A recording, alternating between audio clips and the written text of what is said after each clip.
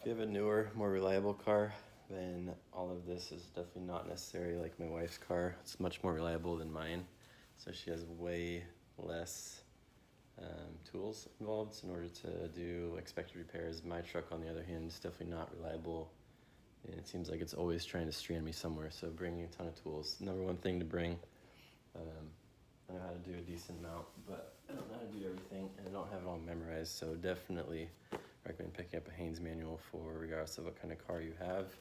That model, production range, production year range, so that you can brush up on or learn how to do something from scratch. Owner's manual, it's helpful too. Hose clamps for reattaching a coolant hose or oil lines, fuel lines, strapping electrical cables or wires to the frame, different jobs like that. It's a little bit heavier duty of like a job of what a zip tie would do, basically. If you're doing sort of small electrical job, you can terminate the connection with wire connectors. You can get assortments of these different styles and sizes, but you should probably also pair that with a set of automotive wires. You can either bring jumper cables or a jumper pack, jump start energy system like this. If you're expecting to run into other people, wherever your car breaks down and you need a jump, this doesn't require anybody to be around. So obviously this is super convenient and does not take up any more space than a set of jumper cables would.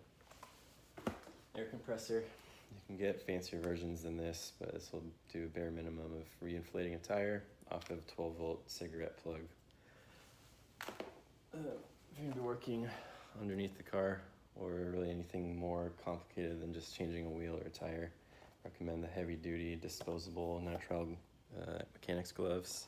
If you're going to be getting up underneath the car, you got to be real careful about this brand, Harbor Freight's brands of jack stands, but their bottle jacks take up a lot less space than the floor jack, and these are usually a little bit easier to use than whatever your car came with. We already talked about this before, but the ARB tire repair kit, definitely recommend this specific brand. Super useful. I've used it before. Got a couple of these for each car. If your window breaks or some sort of tree damage and it's raining and there's a chance that water's going to get in, it's better to have a tarp and some tape than need it and not have it. It does not take up much space, it's not that heavy.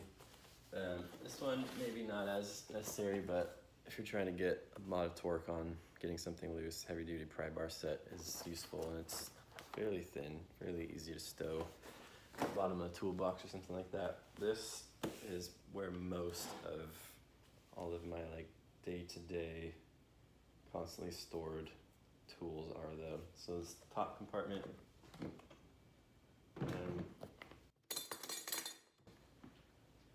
I've got some wire cutters and some pliers and some electricians wire strippers, a set of ratchet straps could be useful both for holding something together or fastening something to your car. It doesn't need to be broken, but it's nice to have at least one ratchet strap with you. Some of these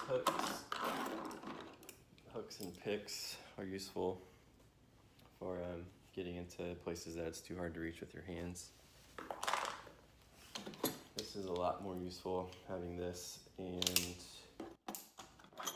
an extension and the appropriate size socket for loosening lug nuts or lug bolts. It's a lot less space consuming than a tire iron would be, and it's also useful for other purposes. It's collapsible, you get more torque on it if you need, or smaller if you need to get into a smaller component, and it's a ratchet, so obviously it's directional, which makes it more convenient. And then you can use it with or without the extension. These are pretty handy. They're not the easiest to work with, but there's metric and SAE versions of some of the common smaller sizes of metric, or not metric, but Allen heads, and then Torx as well. So like I said, they're convenient, but not the easiest to work with. If you have space for T-handles, that's a little bit better. And then a couple sizes down in ratchets. Extensions for the 1/2 inch and 1/4 inch. If you're gonna do any sort of work with spark plugs, a spark plug socket is useful. It's got a little rubber piece down in here. It helps hold on to the spark plug when you loosen it enough to get free of the threads. You don't drop the spark plug. A couple small tire repair components, so just some valve caps and then some snap-in tubeless valve stems. Dead below hammer, just from Harbor Freight. These are helpful for getting something loose that's stubborn. Maybe drill bits, but probably should bring a drill if you're gonna bring drill bits. A work light is a good idea, or a headlamp, or a combination of the two, but this one a little bit better job of like covering a wider area than just a specific spotlight. And you can also get the magnetic ones that will stick to either the bottom of the car, truck, or underneath the hood, so you're not having to hold it. At least a couple recovery straps. Doesn't have to be anything that fancy either, but recovery straps can help get you out of trouble if you've got your truck stuck and there's someone else that could help you, but neither of you have strap. Definitely, if you're asking someone to help you get unstuck, you should probably have your own straps. C-clamp, a couple of these might be useful, holding things together while you're working on them.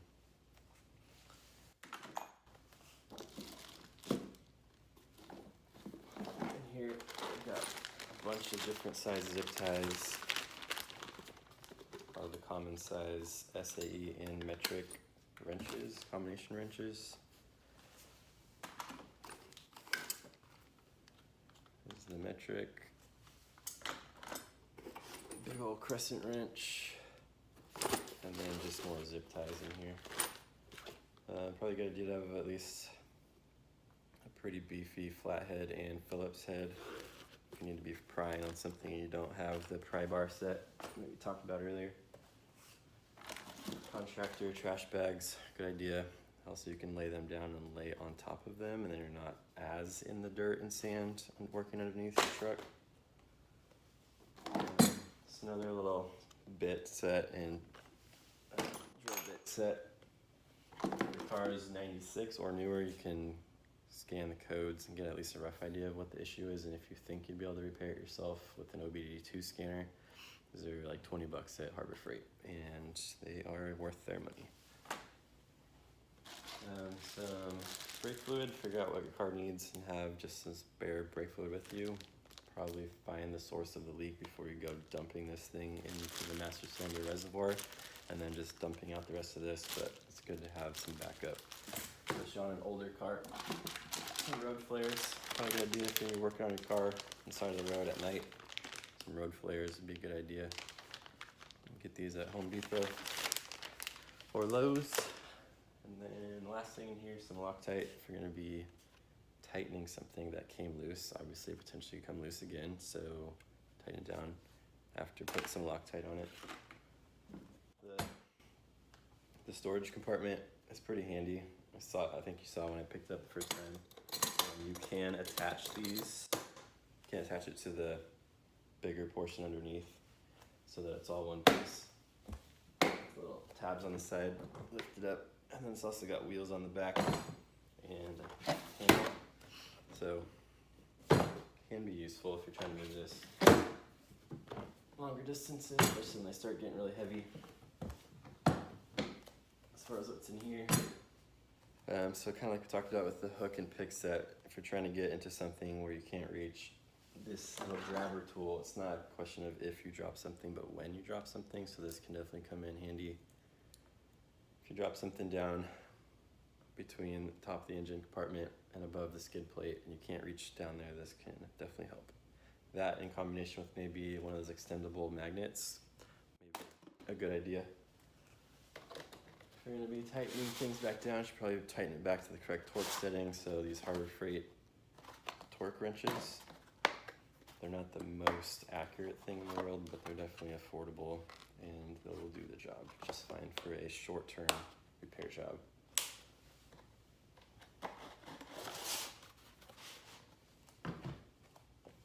If you're gonna be lifting your car up off the ground, set the parking brake, put it in park, and also chalk a wheel so that the car doesn't roll on top of you when you're working on top or underneath. If you have space, stuff like this, mechanic tool sets can be helpful. A lot of this stuff is redundant because most cars will typically only use metric or SAE, not both. So it is convenient to just buy it straight off the shelf, but it would be smarter and more efficient time and weight-wise to figure out exactly what sockets apply to your actual vehicle and only bring those sockets. Then we just got another little backup tire repair kit, and then some ATF. If your transfer case, if you have four-wheel drive, if your transfer case takes ATF, otherwise figure out what type of gear oil for the transfer case, front and rear differentials, power steering fluid, backup little quart of oil. Either have pre-mixed coolant or distilled water. If it's a short-term fix, you can put distilled water, as long as it's not going to be getting down below freezing. You won't have any issues with temporarily using distilled pure water in your coolant system. Down there, got some mechanics gloves, and then last thing is just some paper towels. So everything we've talked about so far is, in my opinion, very important to bring as a vehicle toolkit. I'd say that actually the most important thing is safety glasses. Obviously, personal protective equipment is important regardless of what kind of job you're doing, but like eye safety specifically. Obviously, it would be painful to burn your hands by not wearing gloves and touching something hot, but having chemicals or dirt, sand, rocks, whatever fall in your eye when you're crawling underneath your car would not only be painful, but potentially risking permanent eye damage. So definitely need to bring safety glasses. Everything else is not as critical as what we've talked about so far. If you're not going to wear gloves, or even if you do wear gloves, you're going to get your forearms are going to get covered in dirt. So one of these hand cleaners, the mechanic strength hand cleaner, it's a good idea. This isn't really a tool, but I do recommend using it. I use it on my car's upper cylinder lubricant from Lucas Oil Performance or Lucas Oil. Kind of backup use is a fuel injector cleaner, but primarily it's upper cylinder lubricant. Like it says on the sticker, it increases your fuel economy. That's not necessarily that noticeable if you've used this constantly, but it does definitely cut down on carbon deposits on the backside of your intake valves, inside a combustion chamber, and helps prevent damage to the fact that gasoline is a solvent and is constantly pulling away lubrication from all of the fuel system components. So this is kind of replacing that constantly. Also, if you have a diesel, all of the sulfur that's been removed from the ultra low sulfur diesel these days is the lubricating properties are replaced by the sulfur being gone, replaced with this very low consistency oily material. It is a detergent as opposed to a solvent, so it does clean fuel injectors, just not as aggressive, fast pace. It's more of a long-term preventive maintenance as opposed to the fuel injectors start getting clogged and you're putting in a aggressive solvent like most of the other fuel injector cleaners. This socket tray takes up a lot of space. I don't necessarily recommend it for use in a vehicle toolkit, but for home use in your garage, definitely recommended. It's obviously well organized. Everything's clearly labeled. The sockets all have labels, but you can also put these little stickers on each of the individual spots. So when you take one off or you take a couple off, you know exactly where they go because the sticker's still there. They go on quarter turn, lock back in, and then you can turn this whole thing upside down and it will not spill. You can put as many or as few on these rails as you'd like, and I've been happy with all the ones I've bought so far. These bigger toolkits get even bigger than this. They're convenient. They've got more of the tools that you might need, but they take up a lot of space. So not necessary, especially if you've taken the time to figure out what sockets and wrenches actually apply to your vehicle and only bring those ones. But it can be useful for some of the basic stuff, or at least maybe a starting point to start your tool collection. You get some of these toolkits and then pare it down to just the stuff that you need. Last thing to talk about, not really a tool, but something that'd probably be a good idea to keep in your vehicle, depending on how much space you have and how much fuel you think you might need to get back out of wherever you've run out of gas from. Determine how much fuel you should bring. 5-gallon jerry can, single gallon plastic can. Those don't seal as well from personal experience, or just even as small as 1 liter. If you've got a fuel efficient car and you don't expect you need to make a long trip after running out of gas, then something like that is definitely a lot easier to pack than something like this. If you guys can think of anything else that I might have forgot, let me know, but I think I've pretty much covered everything.